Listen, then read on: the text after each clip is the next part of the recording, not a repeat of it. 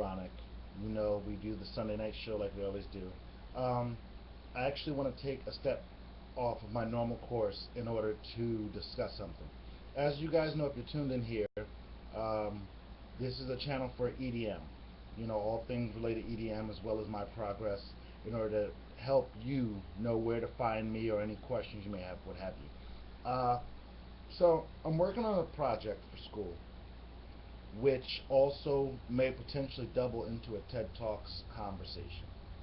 The project is about whether or not EDM saves lives, and in so many respects, I am a firm advocate that it does, and not save lives in the sense of, you know, some giant superhero is going to pop out of the sky and da da da. No, it's going to save lives as as far as what happens every day in the world. You know, you have crime, you have you have people being hurt and injured, you have war, you have famine, you have disease, you have hate. And it's not often that people equate what what good art in general does, not just EDM. So I can't always associate it with EDM, but for this particular fashion, I will say EDM because don't confuse it. There's a lot of there's a lot of bad press behind, oh, these drugs and Pop to Molly had me sweating.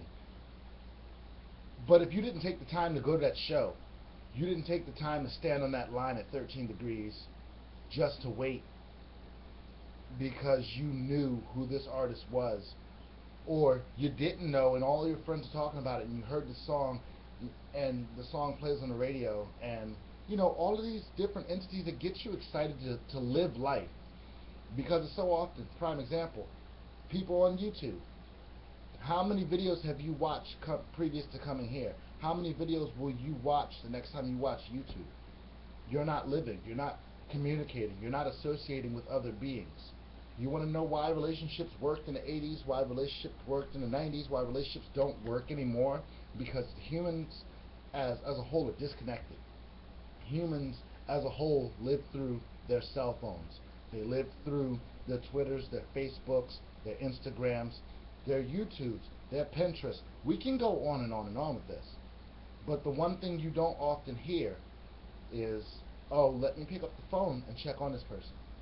You know what? EDM as a whole reopens that gap of communication for people. That the events, the planning, the organization, the amount of revenue that's generated from people showing up and doing events. You know, call it what you want, but Miami would not make that much money come the month of March without Ultra Music Festival. You know, Electric Zoo in New York would not generate that much money from local business and small vendors, from whatever other corporate companies and large, we'll just say large alcoholic beverage companies, because I mean that really varies. They wouldn't make that money if it wasn't for these massive events. Now, for those people who are still skeptic, I hear it. I understand it. I don't disagree that there are certain aspects that are bad, like the amount of drugs that traffics through. You know what? Some things take times to get that right. It takes a couple of knuckleheads dying, and I'm so sorry, but that's what it takes in order for people to decide, oh, maybe we should have paid more attention to it and embraced it and better governed it rather than try to shut it down and say no. But when you count the amount of dollars that are made for every time they say they're going to end it, they bring it back the next year. When you count the amount of friendships that are made, when you count the amount of festivals that are had, and out of what's funny, because doing this report, I've gathered a lot of facts, back and forth, left and right. Even Cascade spoke about it because one of the newspapers, I couldn't quote it and I don't want to. One of the newspapers in 2012 called it a drug-fueled underground party, something along that lines. Cascade said, "You don't know who we are." And that's a very deep thought because you don't know who we are. You don't know what we do. You don't know how many people who felt alone and outside and didn't have all these other people to talk to, all of these other people to go to, a place to call their own, finally found that. Finally found that connection. And it wasn't it wasn't just a connection because it's a pop culture. There's many pop cultures, and I'm sure if they didn't fit into the last ones, they wouldn't feel so comfortable staying in these. But okay, maybe it's about the amount of art that's put into it. And that's not even just from the DJs. That's also from the people who do the displays. That's also from the different types of artists that are just naturally around these festivals. Even on a smaller scale, that's from the amount of imagination it takes to put together a costume. I know a girl from upstate New York who ended up starting her own like mom and pop business, internet business, where she professionally makes tutus. Now, to me, it's kind of a waste of time. But I don't disrespect what the business is because it made $1, because people want it anyway, and because you know what, if that's how she decided to make her money, it was better than stripping. It was better than selling drugs. It was better than stealing cars. It was better than killing or having to go to war. You know, maybe we are all looking at this all wrong. Maybe we are not supposed to go and kill and invade. Whether they're right or wrong, whatever that country may be. I have no disrespect to our soldiers. My brother's a soldier, and I'm thankful that we have people to protect our country. Having that being said, what if it didn't have to get to that point to where I or you don't have to worry about whether or not that relative is going to come home? What if it didn't have to get to that point to where you're not thinking about, am I going to get drafted if things don't go right during the next election? Forget about our politicians. Forget about the wars. You know what?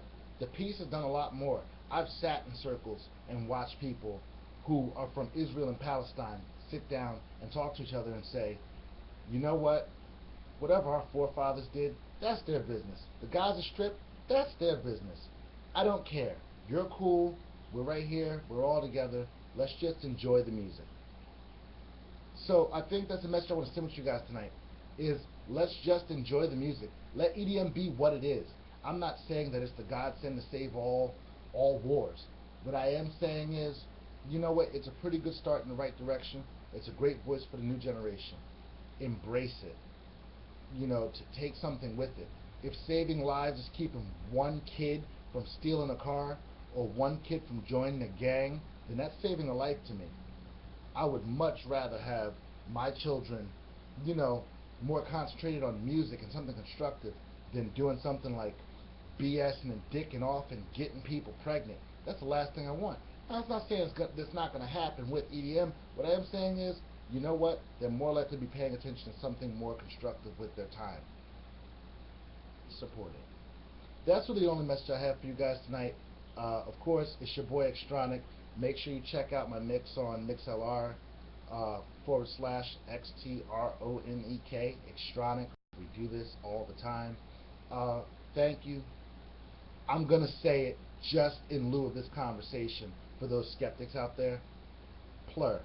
It means peace, love, unity, and respect. Practice it.